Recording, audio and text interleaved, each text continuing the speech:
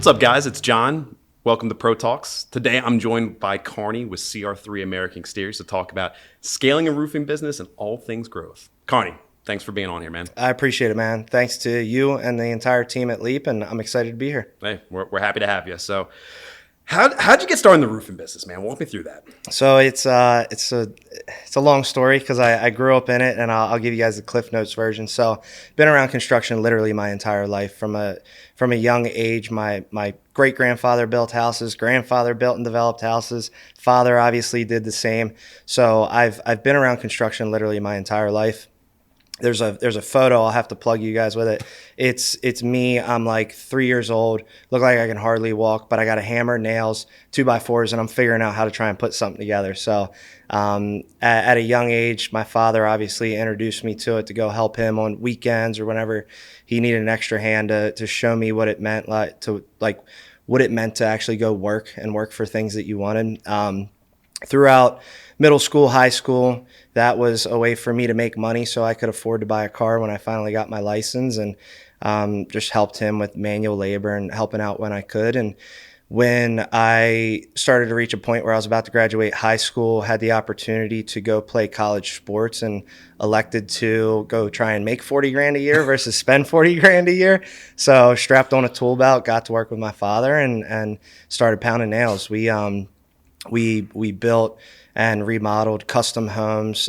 One of our specialties was to take a roof right off like a single story home and make it like a 2-story, because it was all structural stuff, LVLs, steel involved, and nobody else really knew how to do it or wanted to do it. So that's the type of stuff that we got our hands into. And one day when I was probably about 20 years old, I realized that what we were doing wasn't really scalable. We were doing a good job. We were taking care of our customers. We had a lot of referrals, but what I realized was when we had our tool belts on, we weren't getting any additional business. And I went to my father and said, hey, I think we need to do something different. And my father was at a different point in his life than I was. He was in his late 40s to early 50s. I was 20 and ambitious. I wanted to take on the world. So what ended up happening was we had a conversation at a kitchen table for about 2 hours, and it ultimately ended up with me going and starting and doing my own thing. So in the fall of 2017, I started CR3 American Exteriors. To my good fortune, in the spring of 2018, a hailstorm hit, and I really didn't know anything about insurance. I knew a little bit, enough to be dangerous, but like supplements and I knew nothing compared to what I know now. I just knew enough to knock on a door and try and get somebody to let me meet their insurance adjuster. After that, I just knew there were numbers and I'd sign a contract. So in the spring of 2018, our first year in business, hailstorm hit, called up my cousin and my father, said, hey, we have an opportunity here and I need a lot of help. So can you guys please do me a solid and help me? We did 2.3 million our first year, and then from that that kind of propelled the growth that we went through over the next 4 years. Because obviously we had some capital, I was able to reinvest in to key people, and that just kind of catapulted us to where we are today. Year 2, we did 7.7 million. Year 3, we did 10.4, and year 4. We did 14.7 million. So our 4-year growth was from 0 and a kid with a dream to 14.7 million, Inc. 5,000, Top Roofing 100, all that cool stuff. And in the summer of 22, me and my partner, Mark, kind of looked at each other and we're like, dude, we're doing well. And the outside perspective is like we're kicking ass and taking names. We were... in 2021, we were I think number 4 in the entire nation. Wow. With Certainteed and Saint-Gobain with registered warranties. So like we were quickly becoming somebody, but we realized like even 15 million in servicing the states and the areas that we were, like we had a dream to be a national brand and service every major city and service customers all over the United States. If we were to accomplish that, like how long would it take? Would it take 20, 40, 60 years? And I'm like, I'm impatient. Like I want to go. Like I don't have that kind of time. So we decided to change our focus from a corporate model in the summer of 22 to a franchise concept. Franchising is heavily regulated. It's federally regulated at that. So there's a lot of red tape. Attorneys got to do their thing. And it took about 6 months to put the package together and then finally go to market at the beginning of 23. 2023, we brought in 9 new locations. 2024, as it stands today, we have 13 active outside of what we own at corporate. And within the next 30 to 60 days, we'll have 20 to 25 active units, active franchise units, that is. Wow. So that's some pretty crazy growth, man. Congrats on that, brother. Appreciate it, man. Yep. So I guess kind of walk me through like a little bit like what the early days were like. As far as like how is that different from what it is today? And I mean, shoot, it sounds like, did you ever think that you're ever going to be a roofer, or like what was that process like? It's funny. So when I recognized that roofing was scalable, and you could subcontract out a lot of your work. So you didn't need, the problem that I saw with me and my father was when it came to kitchens and baths and all these custom remodels, the labor just wasn't there. It was usually us, or like we'd call an uncle that was a skilled laborer and tag him in, and we could only do so much. But I realized through studying other people in our marketplace that roofing was real scalable. At the time, the largest guy that I was aware of was doing like 100 roofs, which is nothing today, but he was doing 100 roofs, and I saw it as something that was scalable. So when I left my father and decided to go do my own thing, I actually had my real estate license at the same time. Oh man. And because I originally wanted to flip houses. Yeah. Went to my father with this idea of flipping houses because I got my real estate license. I thought that would because I didn't have any money. I was 21 years old at the time, and I had like $2,000 in my bank account, and I wanted to flip houses. So dad had a little bit of money, and he didn't want to take risk on a 21-year-old kid who's never done it before, and rightfully so. So, I had my real estate license, and I was trying to juggle a couple different things. I figured, well, I'll sell some roofing, I'll put labor up on a roof, and then at the same time I'll walk through real estate with clients and try and pull from both ends, right? And I did that for probably about 3 months until the roofing got busy enough that I said, to hell with real estate, I'm diving all into roofing.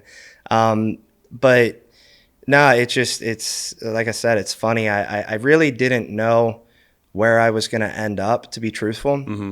But once I got into the roofing, got fully integrated in it, I knew that not just roofing, but exteriors was what we were going to call home, because it's just so scalable and duplicatable. And if you learn certain pieces and parts of our business, like insurance, for instance, you can pick that up and you can take it. States are a little bit different. The type of roofing and geographical locations is a little bit different. But the meat and potatoes, you can pick it up and you can transplant it anywhere in the nation. And I knew that I could go make money and do it that way. So why can't we do this over and over and over again?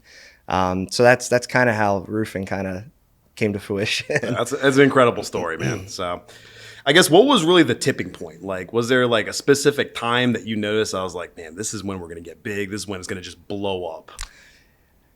Yeah, well, you mentioned the earlier days. So the earlier days were the best, and they still are the best because we're in the early days of the franchise. So that excitement is still there, which I think is the big thing too. Like, if you have to continue to be innovative and continue to push the issue and not get complacent, because that's where not just you have that like fire burning, but like your team members and new hires. If you give them a mission and give them problems to solve and solutions to like put into place to solve this issue or help with this piece of the pie, I think that's where you really start to build a real good team and everybody gets on the same mission. If you're just kind of maintaining what you have, I think it's hard to get people to buy into the dream and the vision when they wake up and do the same exact thing every single day. I'm sorry, what was the question? You asked me the thing about the early days, and we kind of jumped past it. I wanted to make sure we went back to it. No, that's all good. Hey, I totally get it. I feel like that's such a common thing that you run into like in the industry. It's like so many people, like they get to a certain level and they just get complacent. They're just like, you know what, we're doing fine. But, you got guys like yourself that have aspirations of being like this nationwide company, and it just totally changed the game. The universe is dynamic. I mean, the universe, like everything's constantly moving. It's changing. It's evolving. If we don't whether it's going to be our competitor that does, or the marketplace, or the whole industry. Things are going to change, trends change, consumer habits and purchasing habits change. So if you're not continuing to adapt and change, you're going to get left in the dust. And it's scary, because if you don't have your eye on it, in 2 or 3 years, you wake up and say, what happened? and everybody's gone past you, and now you're irrelevant. You're trying to scratch and claw your way back up to being relevant again. So you have to continue to evolve. For sure, man. No one wants to be a has-been, so that makes complete sense. So going back to the original, like, what was really the tipping point for you? Like, at what point, like, what was like the catalyst where you're like, man, this is going to just explode and we got something here? Yeah, so I've had 2 of those scenarios. The first one was, I'm a big proponent of partners and the right partnership. You'll hear horror stories about people who got into a partnership, and we actually just had a call probably about 2 or 3 days ago, and we were talking about partnerships and what that type of stuff looks like. And I actually referred to it as like similar to a marriage.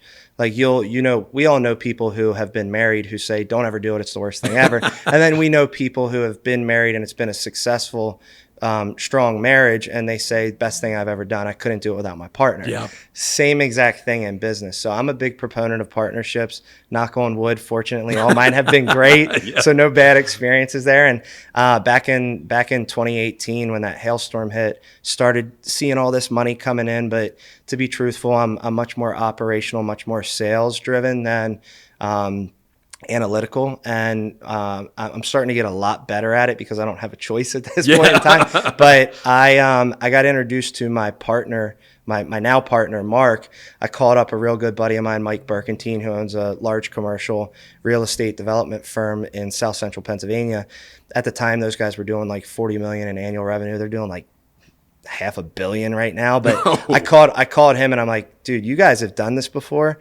I've never done this. I'm a 22-year-old kid. Like, I need a little bit of help. Like, right. Can you like put me in the right room with somebody who could maybe like get me straight? And I know I got something here, but I just need to build out the framework.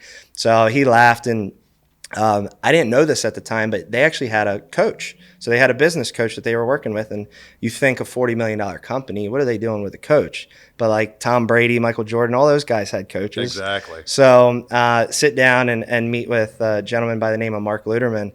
And he told me what his fees were to coach me. He said, yeah, I think I can help. I went ahead, wrote him a check for 6 months up front. And I'm like, I need this. So went ahead, paid him. And six months later, we actually had something. We had the framework built out. We hired some people. They were all W-2 employees. And I went to Mark one day jokingly and said, jokingly but not jokingly, I'm like, hey, why don't you quit your practice and join me, and we'll take this thing to the moon.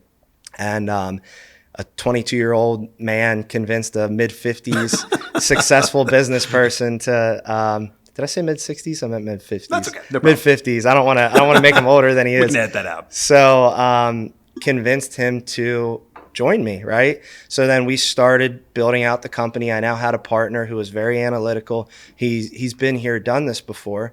So now you got two parties going after the same thing.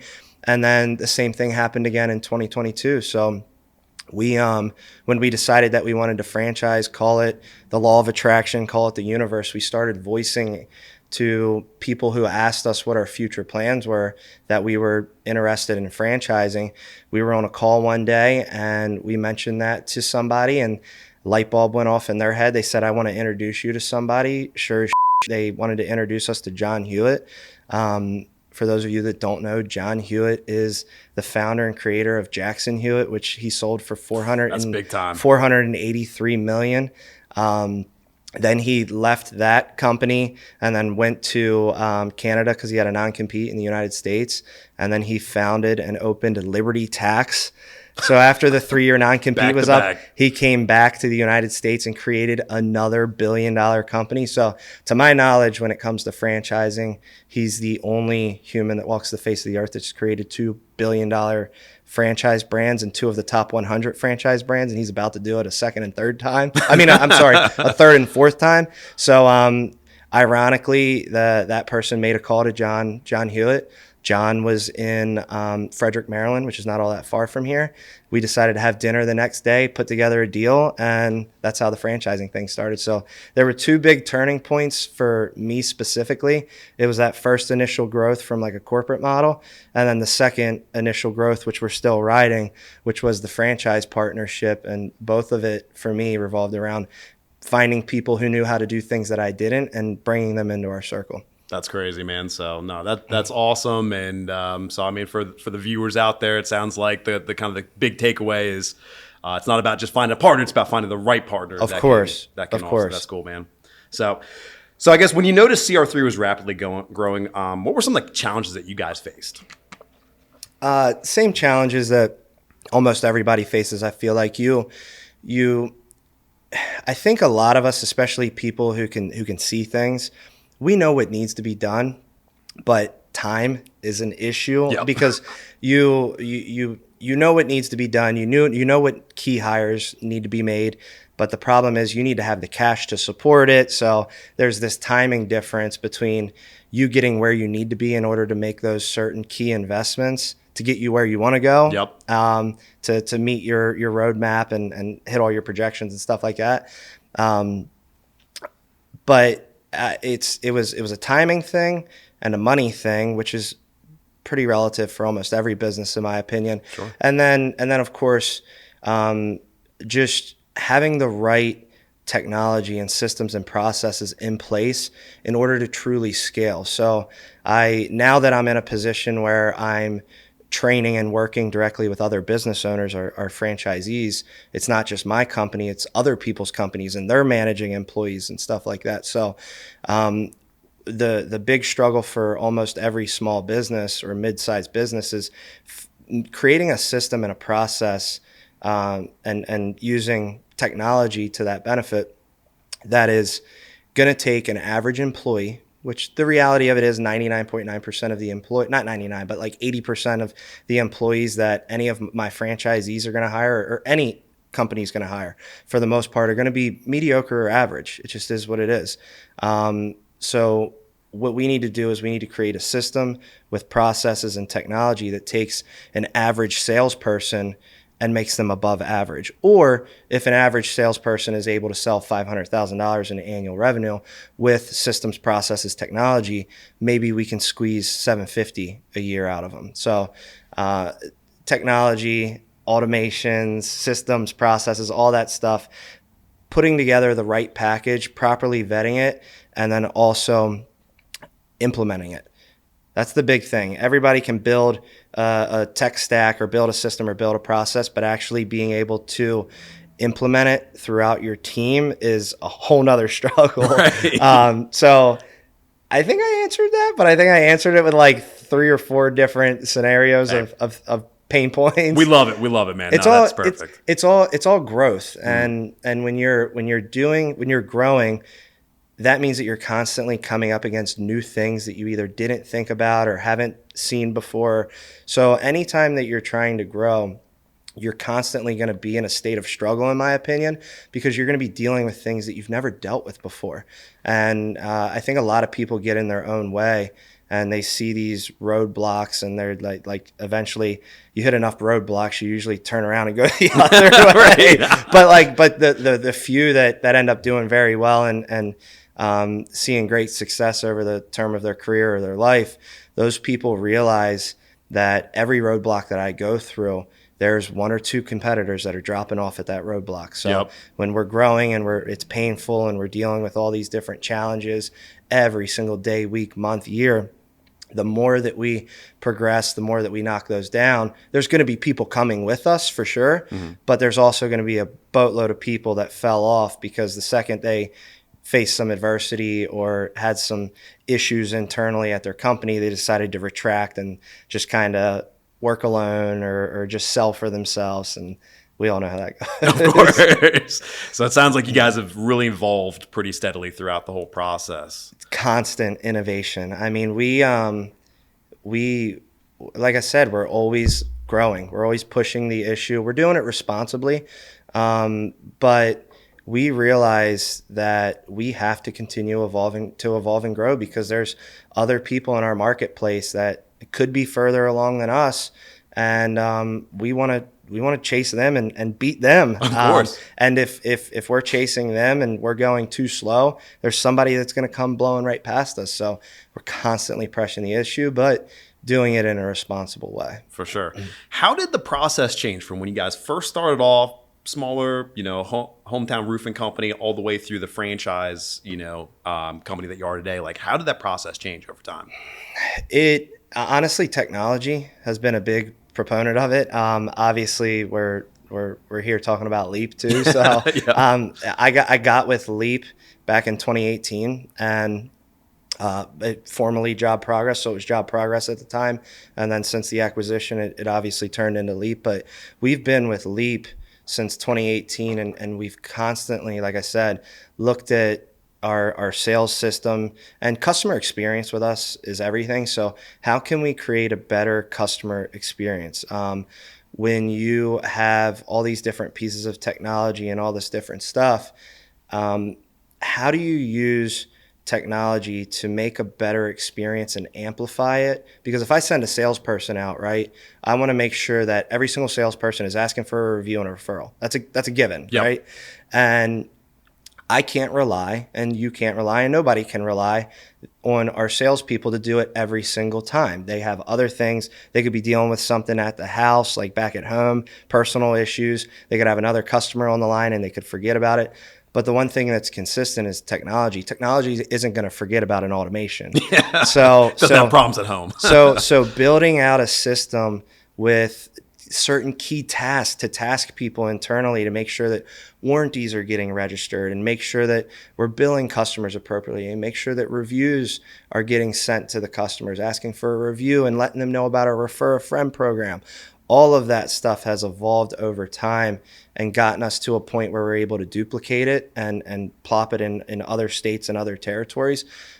But to be truthful, it's not perfect. It's never going to be perfect because technology is always evolving as well. So once again, the innovation and willingness to adapt, it's something that we have to do every single day. And the technology that we started with is not the technology that we have today. And I'd be a betting man to say that in 365 days from now, it looks totally different as well. For sure. So, absolutely, man. Well, did anyone at the company have any reservations about adopting new tech as you guys brought it on? We brought it on so early. So I started in 2017.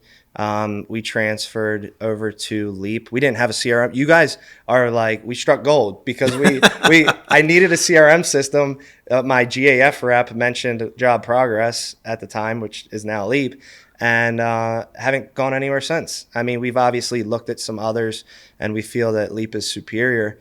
But the only person who was kind of hard-headed and stubborn with adopting the technology was my father. And That checks out. He's in his late 40s, early 50s. So you guys obviously on board enough of those guys to realize that when they're doing it a certain way, they have their file.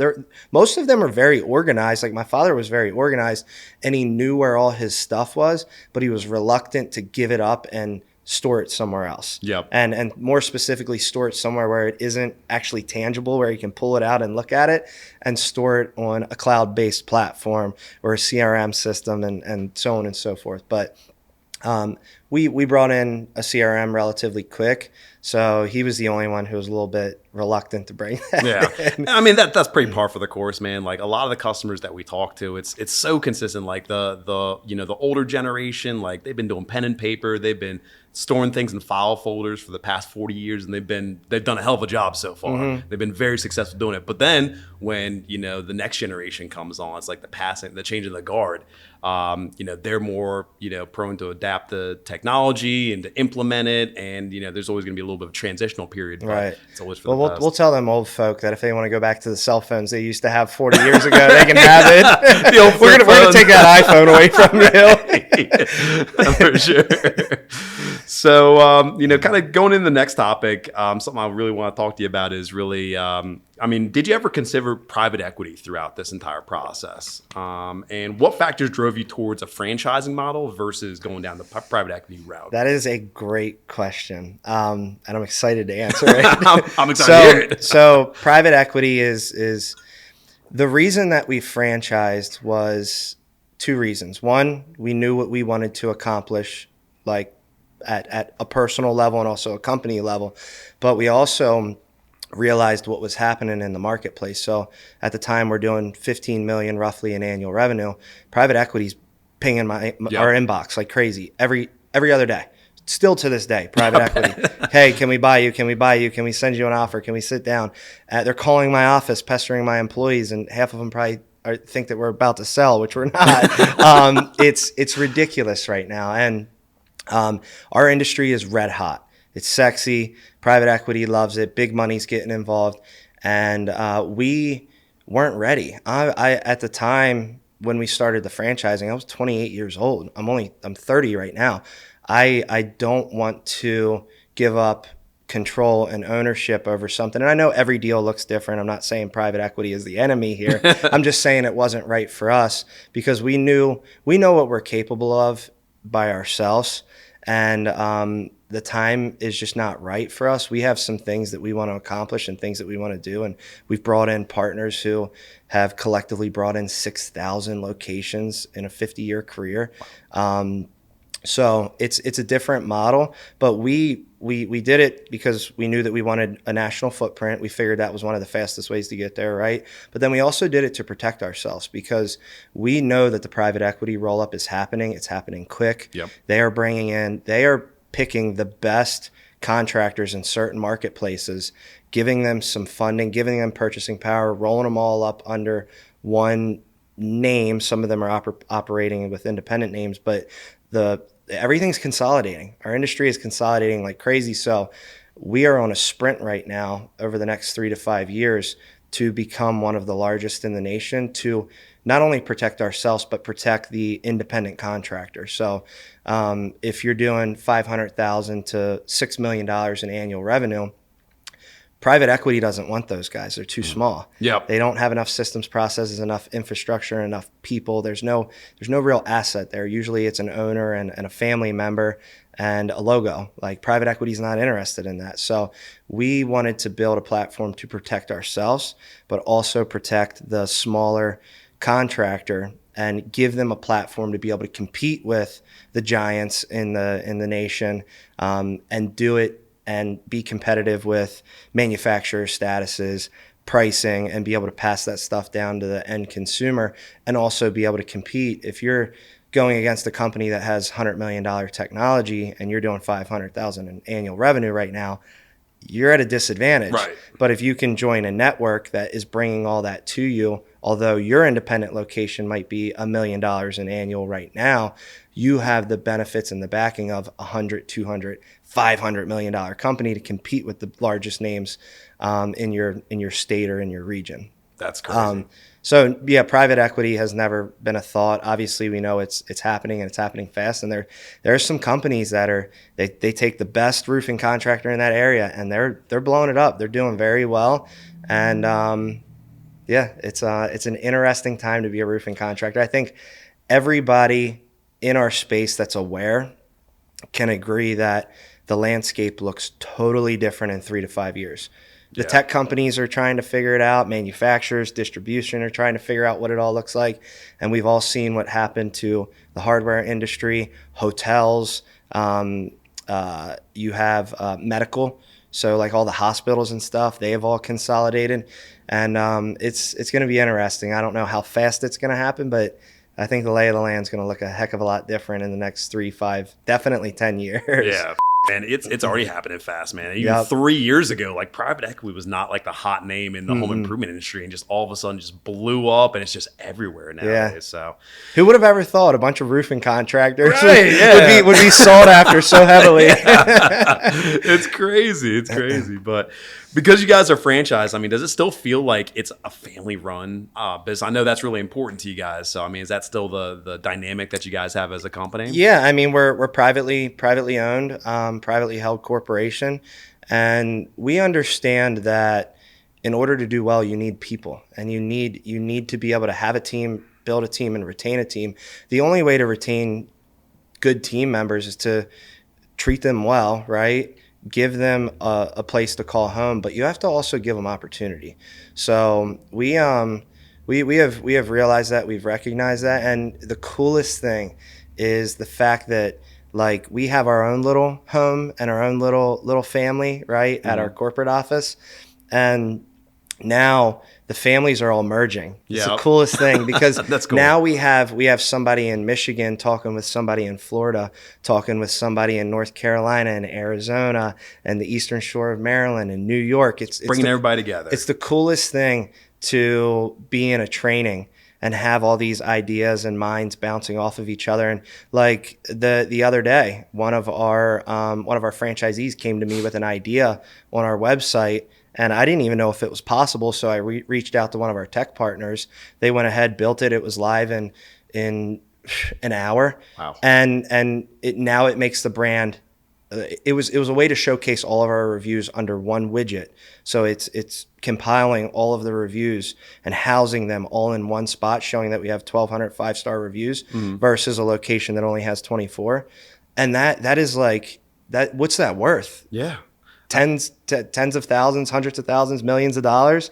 And a franchisee brought that to us. So now we're all collaborating. It's the coolest thing. And that goes back to what you were saying earlier, man, with the whole like partnership thing, having the right partners, like having the right franchisees is powerful too, because they're bringing fresh ideas to the table. And I mean, something as simple as that widget, like that's big time. Yeah. I mean, you have a different set of eyes that has a different personality, that has a different clientele. They're in a different geographical location. So what works or did work historically in Pennsylvania and Maryland might not work in Tennessee. Yeah.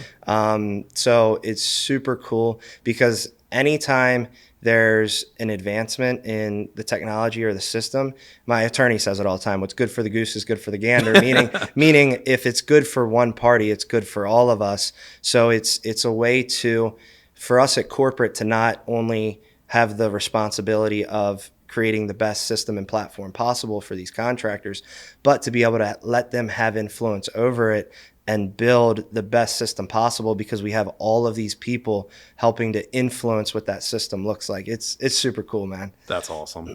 Well, when it comes to like, I know that you said different locations have different challenges associated with them. I know that obviously you guys do retail, you do insurance. I know that insurance was a big challenge for you earlier on. Is that something that you feel that all the different locations kind of help each other with as far as like retail, insurance, like how to handle all those?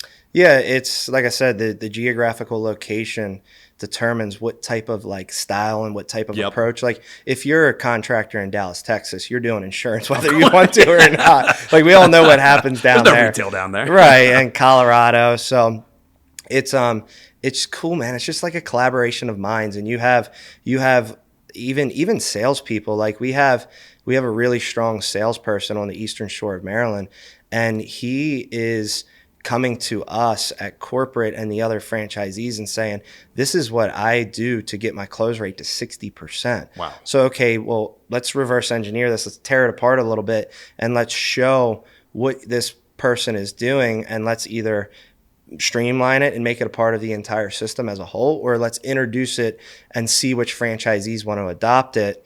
And the real cool thing with everything as well is we actually, like, I own and control a location myself. So I kind of like the guinea pig where if we want to change something, we want to add a new piece of technology, we're not just sitting in suits in a high rise saying, well, I'll broadcast this over everybody. They're giving us a good rebate and a good kickback at the end of the year. So let's bring on this new piece of technology. And it sounds good, but what's the actual application of it? How's it work? How's it feel? What can we do to make it work a little bit better with certain pieces of technology that we have? So we're able to really pilot test things before we launch it to all of our different locations. And I think that's something that's very unique about us, is the ability that we have to be able to make changes and adapt and do certain things, but be able to test it first before we potentially jeopardize somebody else's company and put them or their family at risk because we decided to make a silly change that didn't make sense. Yeah, of course. I mean, that's powerful though, man. I mean, you're leading from the front lines essentially. Mm-hmm. Like you're being able to test out these different things and implement new parts of the process. And, you can go back to your franchise and be like, hey, it's working for this location. It's going to work great for you guys as well. Yep. That's huge, man. So as far as like family, kind of going back to that, man, like what's it like working with your family? I don't really work with any of my family, to be truthful. Okay. So a lot of people think that since I left my father's business and then my father came back into the equation, that like we're like partners or something like that. My father is just a super great dad. And when I left, instead of him having a ton of pride and being like, well, if you don't want to work with me, then I'll just go do my own thing. He can do his own thing. Like 3 months later, my father came back and is working with me, and he's been a salesperson ever since. So super grateful to be able to have the opportunity to give my father a place to be able to make money and make the same or relative money than what he did by himself, strapping on a tool belt and breaking his back and walking on 2x4 walls 30 feet up in the air. So my father's really the only family member that I work with. But really, he's on his own. He's been in the game for 30 plus years. So we call him Pops. Pops takes care of himself. But no, I mean, whether we're blood or not, like we all are a family still. Yep. Like we have some great employees, whether they're new or old, and it feels right. You know what I mean? Like you walk in, everybody's saying good morning. There were a lot of birthdays last month. People are bringing in birthday cakes and gifts, and it was my birthday, so the team pitched in and got me thank you. Got me a real cool orange Yeti cooler. Nice. It feels like family, man, and that's the way that it should feel, in my opinion.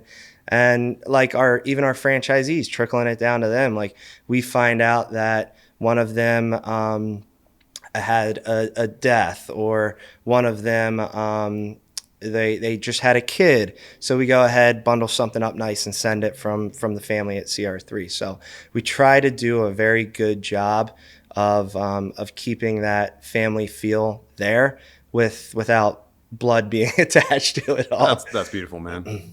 So when it comes to a lot of the guys that may be in the same position that you guys were in, like let's say 10 years ago, when you're growing, you're scaling, what advice would you give them?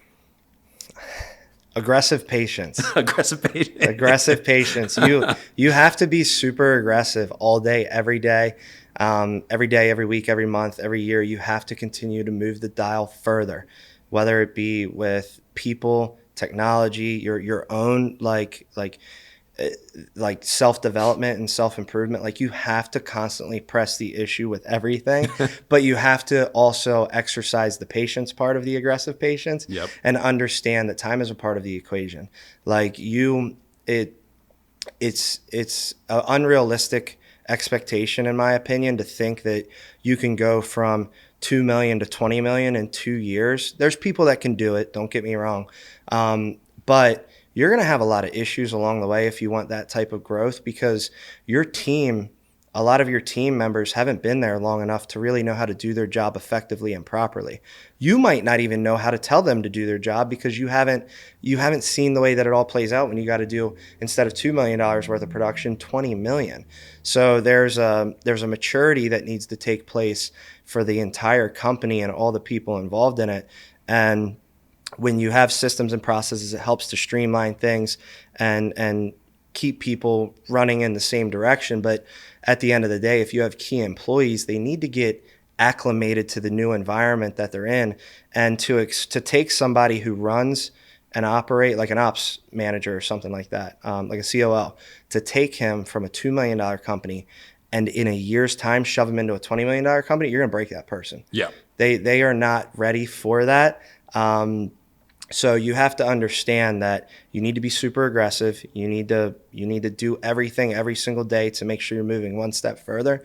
But you also need to understand that the company, your employees, and even yourself need to go through this maturity process.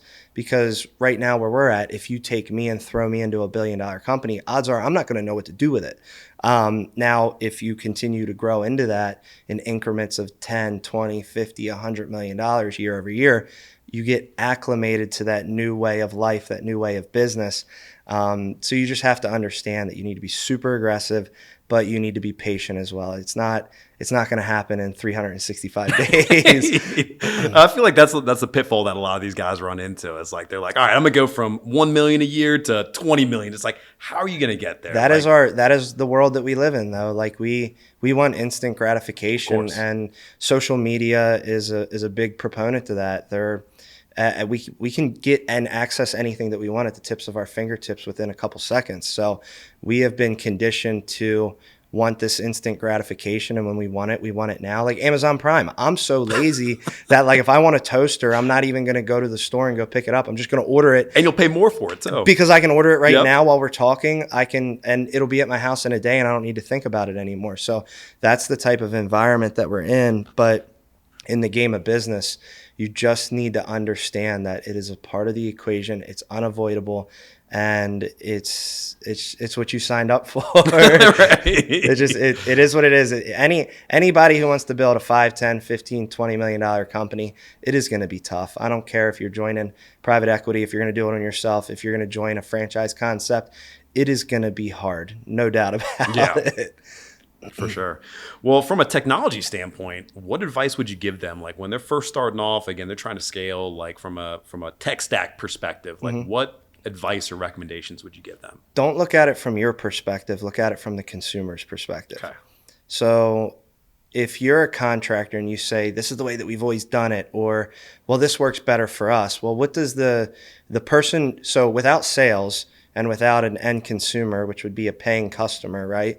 We have nothing.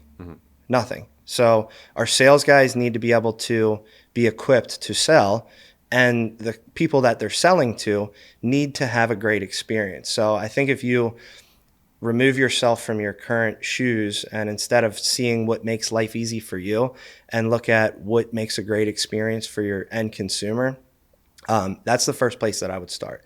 Making sure that all of the different touch points are hit and like milestones. There's certain things that you're informing the customer about, making sure that your customer is kept up to date with when the materials are getting dropped and when the installation is going to happen. And then when the installation is happening, making sure that the customer knows what's going on. A lot of contractors want to just be left alone. You hear it all the time. I just want to do my job and go home. Yep. And I don't want somebody breathing over my shoulder. Well, guess what? That person just paid $25,000 for you to be there. They should get an opportunity to know what's going on. Everything that they know and love, for the most part, is underneath those four walls. And they want to know what's going on when they invest $25,000, $30,000, $50,000, $100,000 with you.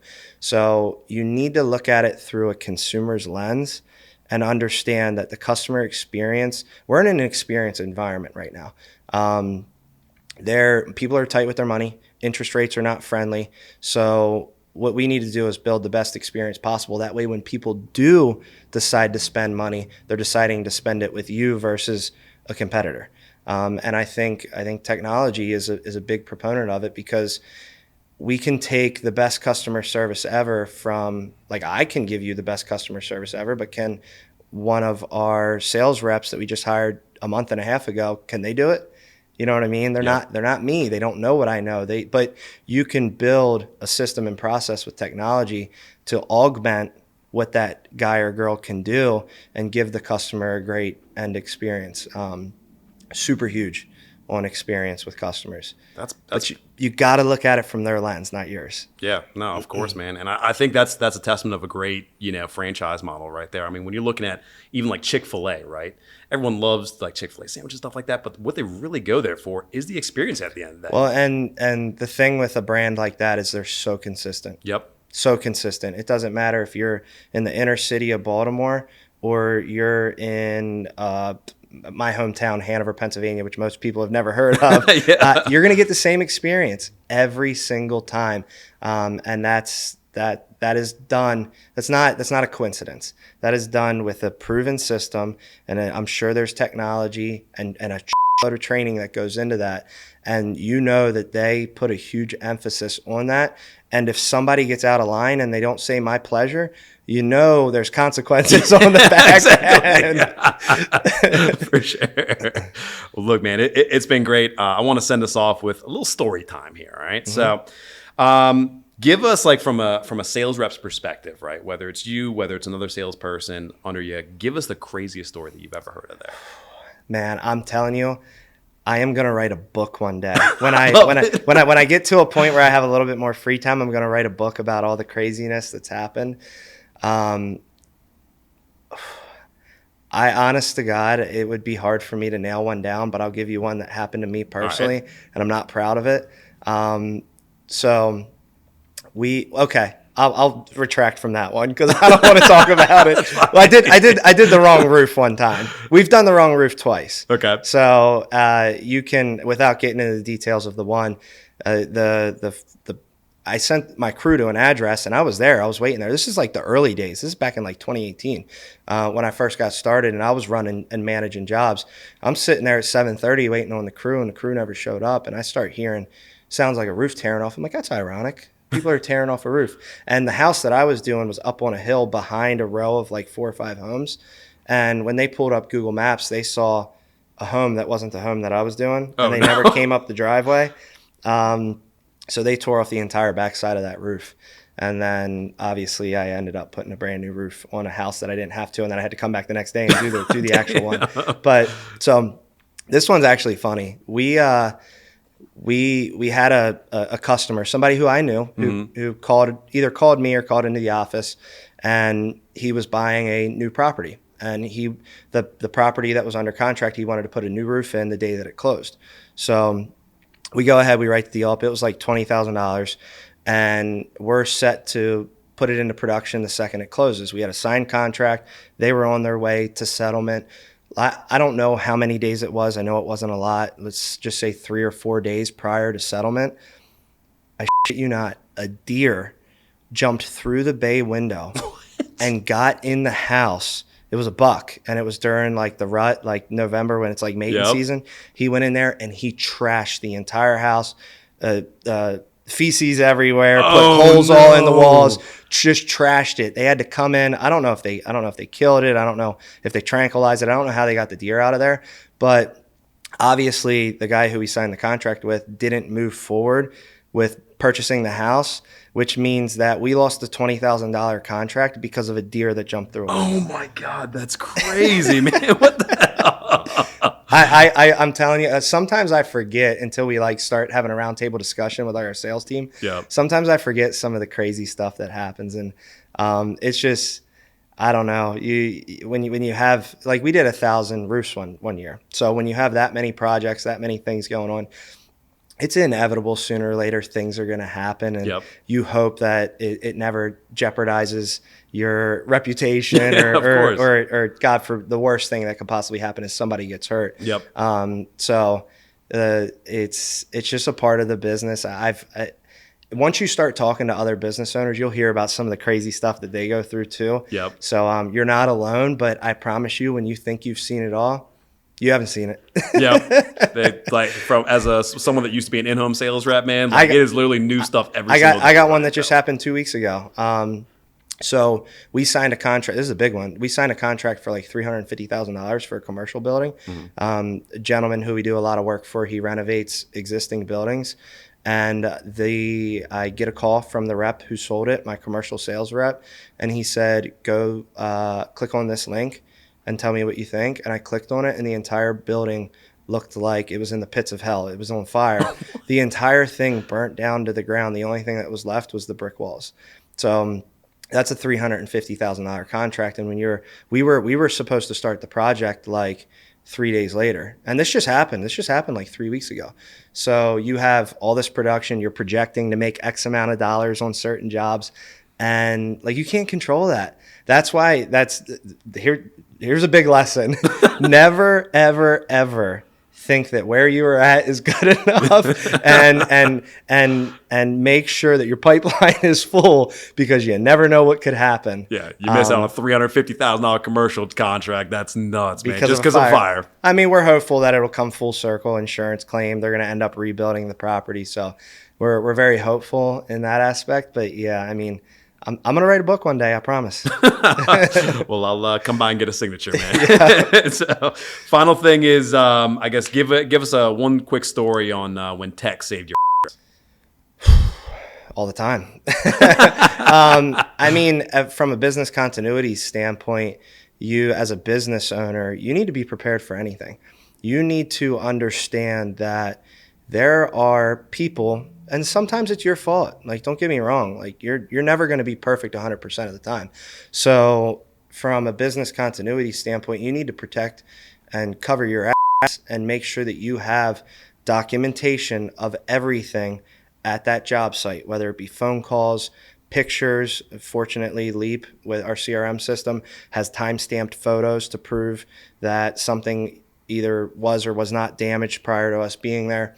The biggest thing that these guys could do is to have a piece of technology and store everything in there, all communications, all documents. And the reality of it is, if you want to do a pretty large sum of work, even if just 1%, if you do 100 jobs and just 1% gives you a hard time and doesn't want to pay you and you have to go to litigation, which means if you do 1,000, there's going to be 10 of them. Yep. Or, so you can do the math there. And I don't know the stats on any of that, but let's just say 1% is a very small number.